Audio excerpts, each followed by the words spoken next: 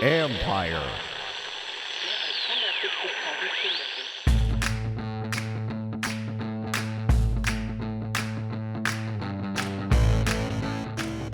Hello and welcome to the podcast. Today, I play my conversation with Dwayne Haskins when he talks about the impact Alex Smith has had on him. You may have read that story by me on ESPN.com recently, but this is the full interview. There was a lot of stuff on that story that I just couldn't get in, so I think it'll be a good listen for you. And then it's time for the mailbag. After 2 wins, it's not about therapy, but there is still a good deal of angst out there, if you know what I mean. And then, of course, it's on to Chef Mel. But first, my conversation with Dwayne Haskins.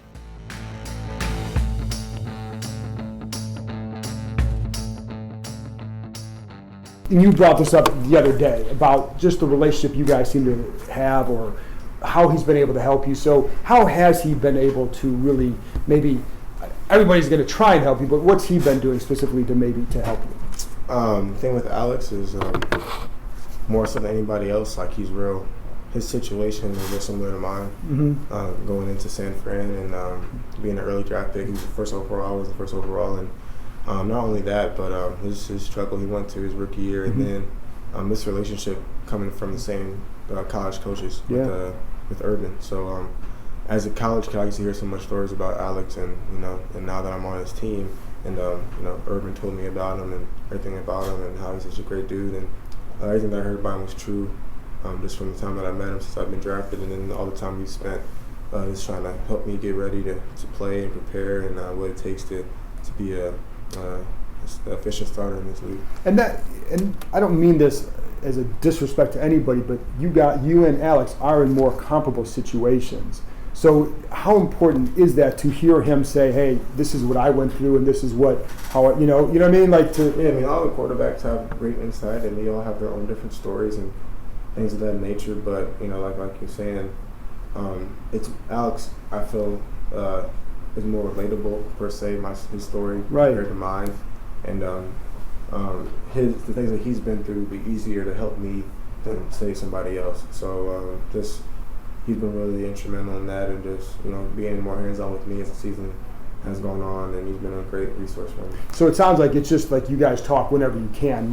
Nothing like, hey, every Tuesday we're getting lunch here, or just whenever. He's here every day, so I mean, every day we talk. Our off days on Tuesday, he's here, and he gave me stuff like tips to do as far as studying or lifting on Tuesday instead of Wednesday, so you have more time to go over the practice script and stuff like that, and just little small things that as a young guy, everything gets scrambled, and you just get into a routine of what everyone tells you what to do, and then Alex is just trying to give me stuff that helped him that could possibly help me.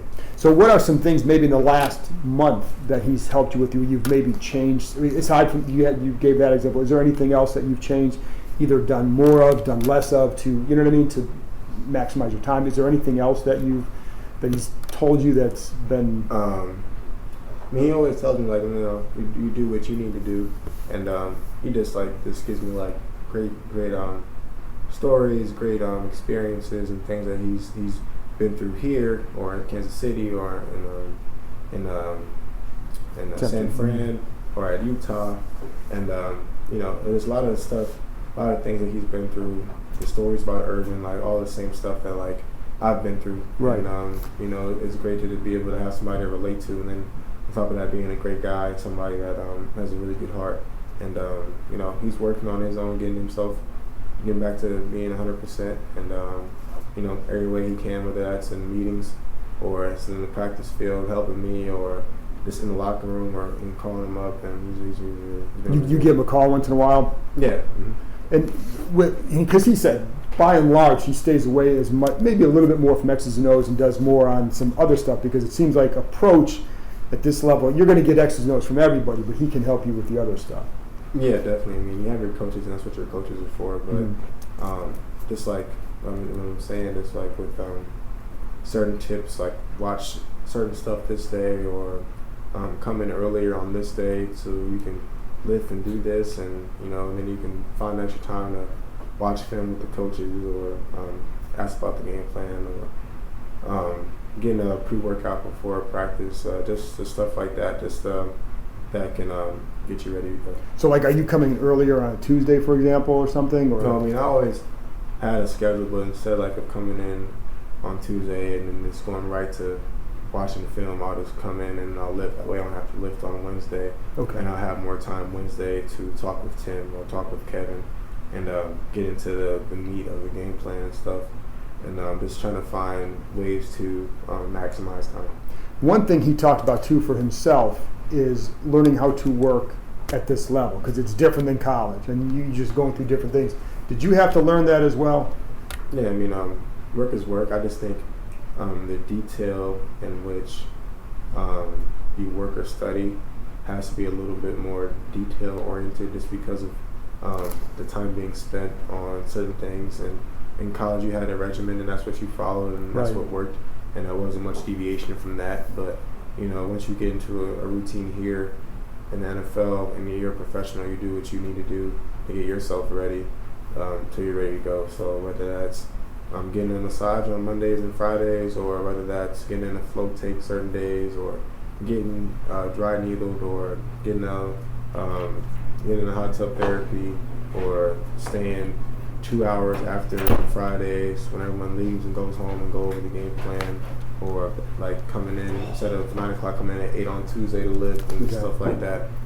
Just like to find time to maximize the time that you have. Has it helped on the field? Does that do like, I mean, even doing little things like that, do you notice a difference because you can spend a little bit more time here? Or does it? Yeah, I mean, I definitely just feel like it helps with this knowing more situational stuff and having more confidence because you've went over the play instead of 6 times, 8 times, or 9 times, and just something that you can find time to just to help with what's going on as far as watching this extra protection one more time, or going over this concept again, and then going against it versus different coverage that you might have not talked about before, just so that you're more prepared going into the game. And he said one thing he noticed with you and others have huddle command, cadence too, in the last month, that it's been better. Do you agree with that, and if so, why? Yeah, I haven't been in huddle where I had to like really go over cadences since high school. So in college it was always king set go, or ready set go.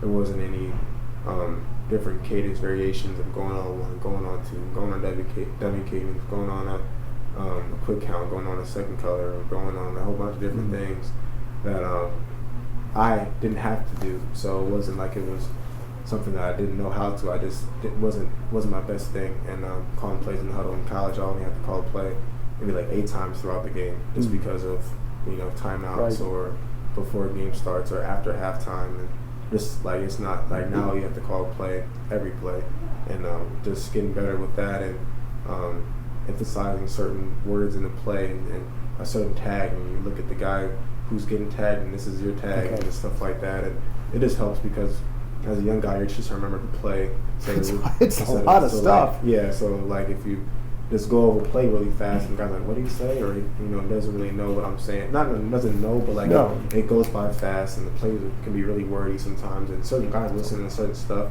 So just knowing, just to slow it down. It's bunch right, Z left, pass 16, Wanda, Y sift, Z nudge, X glow, and it's just stuff like that.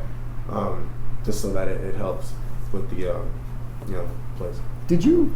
This is a little bit different, but with everything, because you're playing, so it's obviously you're gonna seem more energized and all that. But was it hard because there was always so much attention focused on you and who wanted you, who didn't, whatever? Did that affect you, and did you feel like anybody treated you pre-draft, pre, post, whatever? Because all those stories are out there.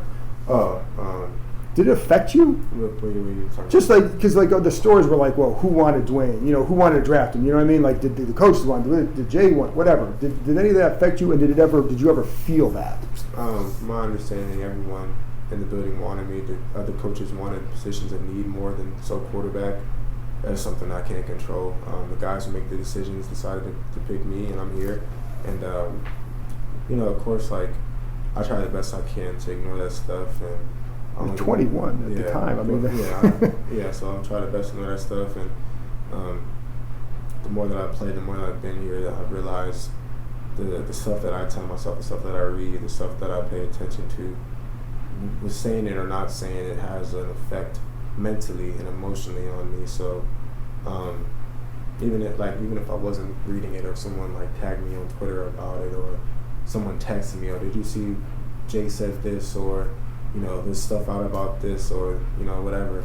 I really just try to mute that and block that out. When I first met him, he always gave me this went through his like quarterback notes and what he thinks about the position and how he coaches it. And one of the first things he always told me was to silence the noise. And I remember Coach Day telling me about that as well, because Coach Day was with Philly, with Bradford, and there was games where Philly fans were bad too, and they were just killing Bradford. And he told me there was times where Sam came in the facility like he saw a ghost or something. And just like, it's real easy to get caught up into all that stuff, because it's just everyone has access to getting their opinion too, and what they think. And at first I wouldn't say it was bothering me, but I was letting it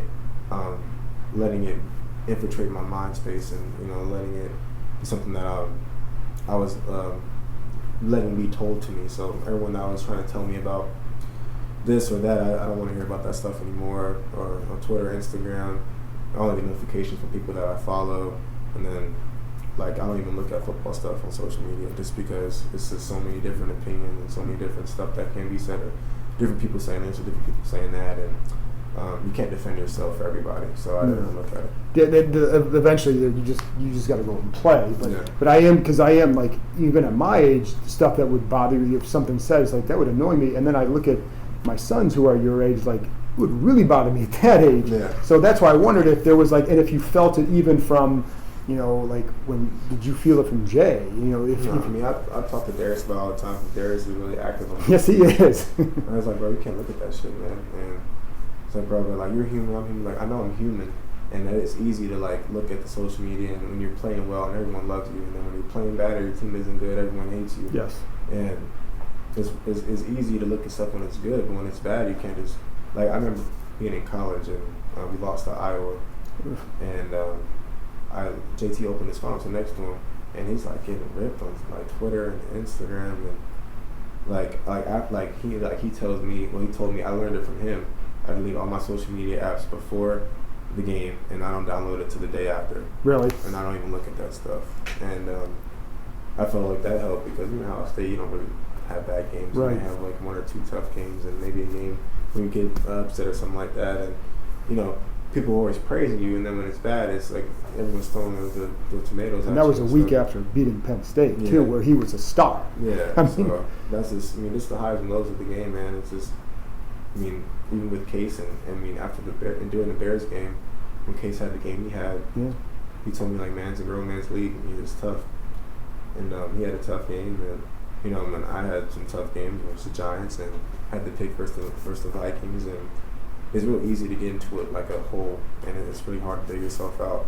And I began to feel myself digging myself in a hole, so then I decided to be positive for me, have better energy in what I'm looking into, what I'm reading, what I'm allowing myself to be in my world, and this is something that not everybody can be able to look yourself in the mirror and tell them. And the last thing, how much did Alex, does he help having someone like that to talk to, or is that something more on your own? I'm more on my own. I think the biggest thing with Alex is this how to be a quarterback, and everyone says they know how to, and playing quarterback since I was 10 years old, so it isn't like it's something I've never done before. But just hearing it from different people, because no one has the tricks to the trade and the keys to everything and the tips to everything. Everybody does things differently. So, it's good to hear from him, someone I respect, someone that I've watched growing up, and I think he's a great football player. And he's willing to extend himself to me, so why not use him as a resource? After this break, I'll be back to answer your mailbag questions, including a lot of talk about Bruce Allen, a new coach, and even Steven Sims.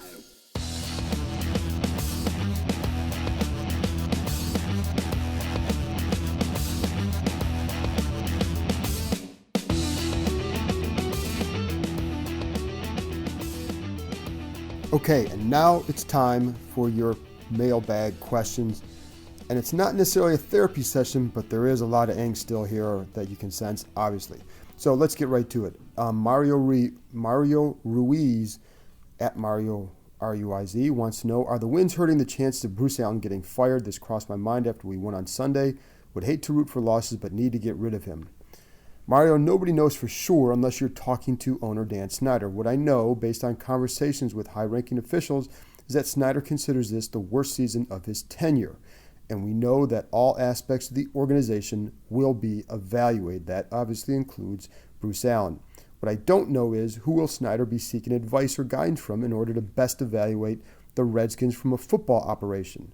I have no clue what it would take for him to make changes, and what would those changes be? Would it be reassigning? Would it be firing? Would it be stripping of duties? I don't know. Would it take 2 more losses, 4 ugly ones? Will someone tell him to evaluate the 10 years as a whole and not just this year's finish? When he fired Vinny Serrato, the final nail, really, from my understanding, was the Zorn fiasco. He blamed Serrato for that hiring, and that's what ultimately cost him his job.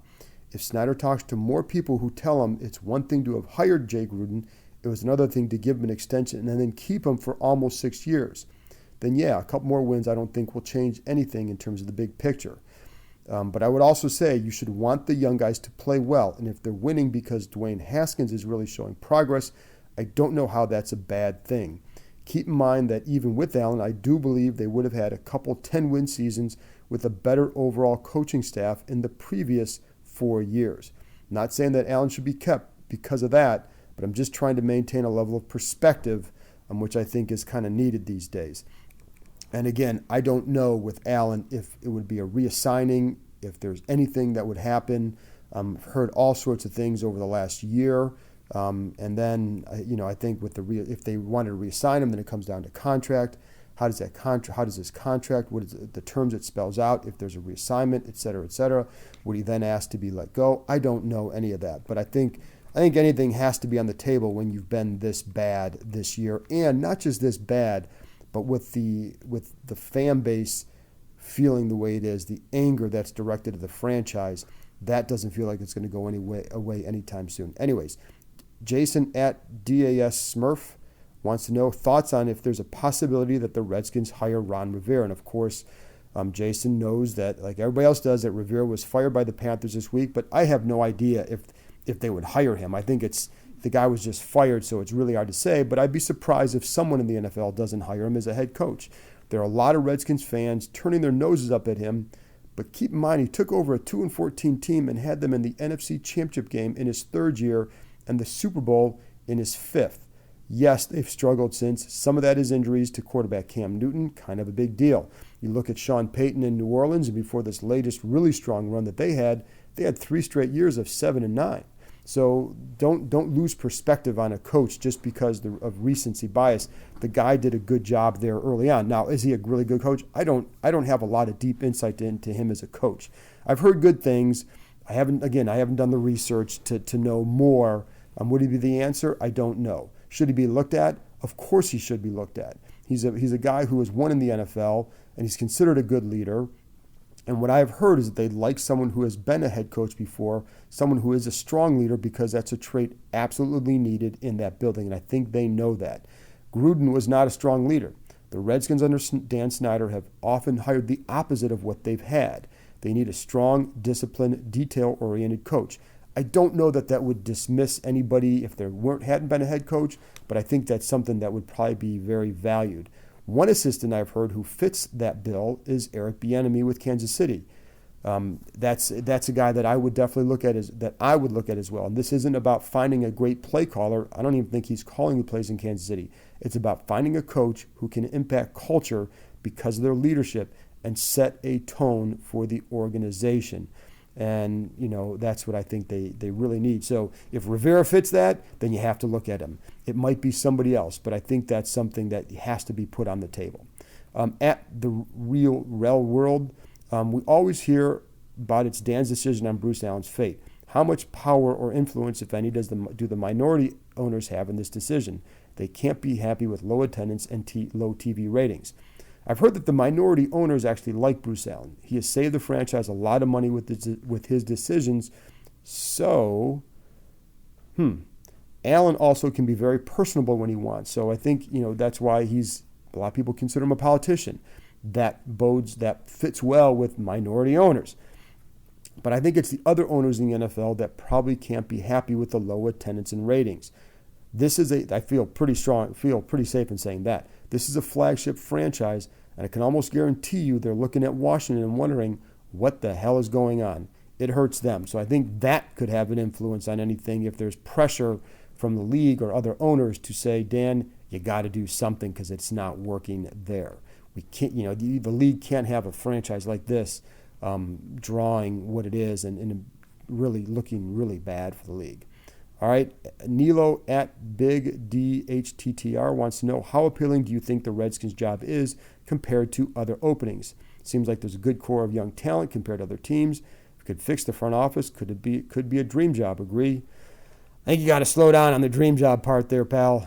Let's not go there at this point. But the only other opening right now is Carolina. They have a relatively new owner, so I don't know enough about him to say that this job is better or worse. I think that's a big part of this, of course.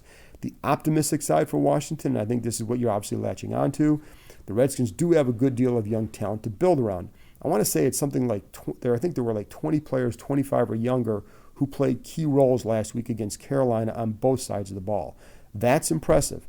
Now, not all of them are going to mature into stars or whatever, but there is a core of young talent that I think you can develop, especially on defense. And I think offensively there's more questions, but defensively you have a definite strong young core. They need Haskins to be someone other that another coach would want. For $5 to $7 million a year, I think any prospective coach would tell Snyder that, yeah, they love Dwayne Haskins. If they don't like him, I don't think they're going to interview here. I think that's a lock. Fixing the front office is a rather big deal, though, and they need to strengthen the pro personnel side, among other things. But they'd also be coming here at a time when Snyder has definitely stepped away more than ever, except for drafting the quarterback, of course. And he will still spend if that's what's required. So I'm not going to go to a dream job situation here. I think there's a lot that has to be fixed, but I think it could be a better situation if you strip away some of the other aspects, and just in terms of the roster and what you have to work with. But the quarterback is a massive key, so he's got to show improvement, continued improvement down the stretch to really be at that point. Matty Suzuki at Matty Suzuki wants to know, why would a coach with any self-esteem consider working for Dan and Bruce? Easy, Matt. Money. And the fact is that this is one of 32 such jobs. Don't ever ignore that part. These guys are not fans. They're people who want jobs. They know that they could go from $1 million a year to $5 to $6, $7 million a year. If it's all guaranteed money, that's a lot of change to set you up for a lifetime and your family up for a lifetime. That's why they would take the job. And these guys also have huge egos and convince themselves they can work anywhere. Now, if you have choices, then you can say no thanks. I've heard of some guys who I believe would be candidates who would not come here because of the setup. I've talked to agents who have guys who coach who say they would not send their guys here because of the setup and because they don't want Bruce Allen in charge of personnel. Some big names there. But I also know it's one thing to say that in November, another to say it when presented an offer in January, especially if other teams don't want you like you had hoped. It's a risk for guys to say no to a job thinking that they'll get a job next year. The fans or media might view it that way, but I don't believe that a lot of coaches would feel the same way. Now let's get on to some just player questions. John Quick at jquick93 wants to know, Steven Sims seems to be getting more playing time with Trey Quinn having a concussion. Do you see Sims being featured more? Yes, I do. And even before the concussion, Sims was starting to get more than Quinn against Carolina. I'd say it's warranted without a doubt. There are areas that Quinn is better. He can run routes from more spots. That creates more versatility. He's a better blocker. And some of Sims' inability to help there has hurt at times. But when I've rewatched the last two games, I see Sims killing guys off the line. He wins one-on-one much quicker than Quinn does. Go back and watch a couple plays against Carolina. The pass in the red zone in which Dwayne Haskins tried to hit Kelvin Harmon. By the way, I like the decision, love the throw, no issues there. But go back and see how well Sims got open. He's in the left slot, just destroys his guy. He was a third or fourth option on the play, but that's not the point. Watch him. There could be something in the future to see in the red zone. Later in the game, on a 3rd and 2, in which Haskins missed him after a sort of a mini scramble, Sims had caused his defender to fall down with his route. I mean, he twisted him around. I was talking to a player the other day, and his comment was, We need to find a way to involve Sims more. Yes, they do. So I could see more happening there. Finally, Edris at Captain PH Ageria wants to know, what are your thoughts on Montez Sweat's performance so far this season? Prior to the season, expectation for him was high, but now people are not really speaking highly of him as much. Was a trade up even worth it? Well, Edris, Sweat is playing better lately and coming off his most productive pass rush day with 1.5 sacks. Now, keep in mind that was coming from the left side, but both those, the sacks, the half sack and the full sack, came when a tight end was trying to block him and he won with ease. That's still good to see. That's what you want to see. I like how he's played the run. I do think it takes time for pass rushers to mature, without a doubt. They have to learn how to time things up. You have to learn how he's got length. They need to let him play with his length. And I think because that's a strength of his. And I think there's sometimes you could see early in the year where he was thinking quite a bit on his rushes. I do think if they moved into a 4-3, he could be a really good right end. That's just a personal opinion. I would also say it's way too early to say whether it was worth it or not. I think we've got to see how he matures over the next year or two before we reach that point. Okay, with that, it's off to the food talk and Chef Mel. And since we're headed to Green Bay this weekend, I talk a little bit about brats, and then Chef Mel gives a stuffed salmon recipe and a burger recipe that I think you're going to want to hear.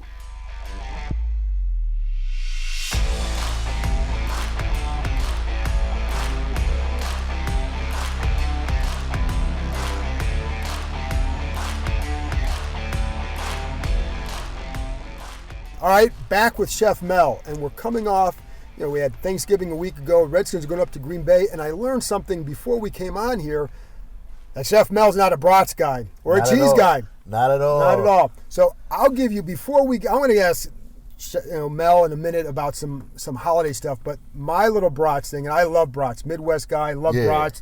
And I do it like before Ohio State whipped up on Michigan's ass. I always do like a little tailgate with brats. So I boil it, and it's a Wisconsin thing. You boil it in beer. I use a dark beer, but then you throw in onions. You throw some red pepper flakes. So it flavors up the onions. So then after 10 minutes, you take the brats, put them on the grill for about 10 minutes, and then you top it with the onions. Flavor. Then you top it with the onions that have been soaking in the beer. And it's like that's the way to go. And then you have some of the dark beer too. Not that you cooked him, but there's extra. So anyways, that's my little brats thing. Not going to waste time with Mel on that. But Mel was telling me about some of the things that he was making at Thanksgiving that you can make throughout the Christmas holiday season. Like, when you're doing like, your holidays and stuff, you kind of like want to make some meals kind of like to your liking and what you want, other than ham and turkey. I love frying turkeys during the holidays. That's one of my go-tos. And we'll get more of that as we get closer to Christmas, but there's some other things that you're making. Yeah, so I made a salmon stuffed crab with lump crab meat. So I stuffed the crab meat inside the salmon. Then I put the crab meat on top and had it crusted on top, and I did a lemon butter sauce that I added on top of it. That was amazing. So I did that, and then what else I did? I just did like some shrimp and grits, just different things that I just added on to the menu that I really enjoyed. With the shrimp and grits, you're not putting cheese on there, are you? Because that's not your thing.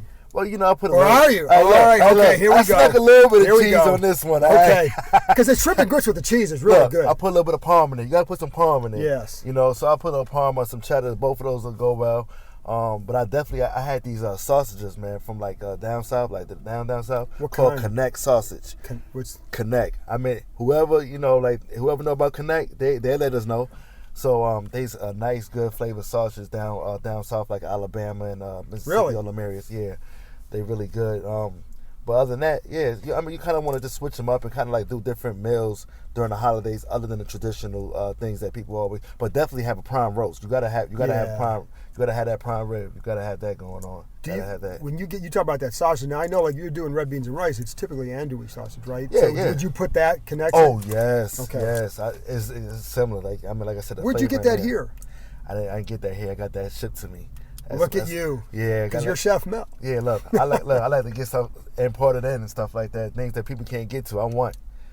So that's one thing I love, just getting different things that people don't. Even with seasonings, I get my seasonings sometimes from different areas because I just want to be different. I have different flavors going on. Yeah, what you get in your grocery store. Well, it's funny because like the regions are so different with what they use for ingredients and all that. What's your favorite region? Did you have or? We don't really have one.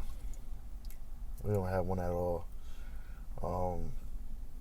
But I do say, like I said, I basically go with different flavors out the different seasons that I like to use. How are you finding these flavors? Are you reading up on them? Nah, I mix them all together. Yeah. John, listen, it's all well, about. I know, but like if there's some things that.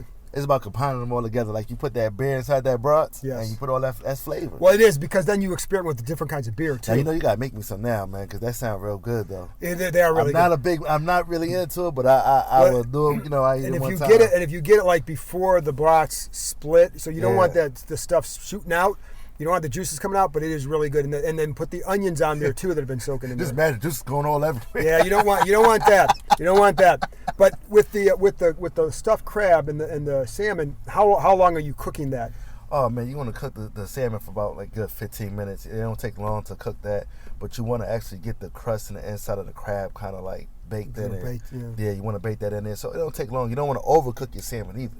You want to have it, you want to just have the temperature just right and just, let it rest. Take it out, let it rest, and let them juices come out. And man, oh man, you got you a bad old salmon with some crab in it. And I mean, like, because I mix the flavor. I don't put like a lot of breadcrumbs in my crab. Okay. And that's something I just don't do even with my crab cakes. But I actually just, add a little bit just to put it together a little bit. And then add my sauce. It's all about the sauce. You got to have a sauce with your salmon. Sure. I like to use teriyaki on my salmon, different things. But other than that, man, just eat what you want, different things that you want to be creative with.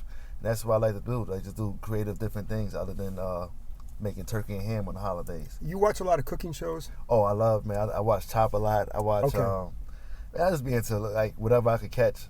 And I love them all. I like beat Bobby Flay. I want to beat him one day. Okay. I'll be kind of thinking like, man, I want to beat that guy one good time. But it's all about like the difference of when you're doing that is about competition is about being creative and different flavors. That's all it is about. It's about you could have your original flavor, something like from when you was a kid, and that can help you win.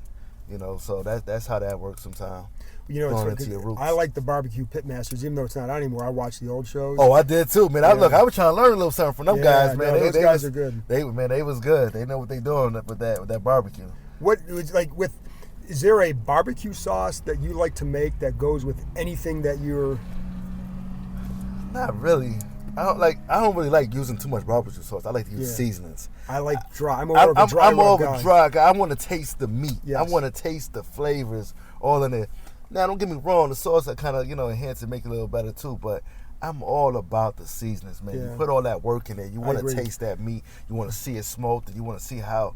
Oh man, you got me all hyped up about that one. The worst place I went to is this place in Chantilly one time, and I won't say it, but like they got the ribs there, and they slathered it with sauce, and I'm like, but they did that because they had no flavor otherwise, man. And I could tell right away, it's like this is the only reason you put that in. There's like I'm not doing that. Yeah, you drizzling all that sauce on there, you taking away from the ribs and whatever else meat that you have on there. I'm not about that. Yeah. Now you gotta try my burger out too. Now I got a burger. I got a good burger that's good. Give me. Let's give it up right now. Some red onions that you add into the mix. Into the mix. It up and then you flavor it and you put seasoning in it.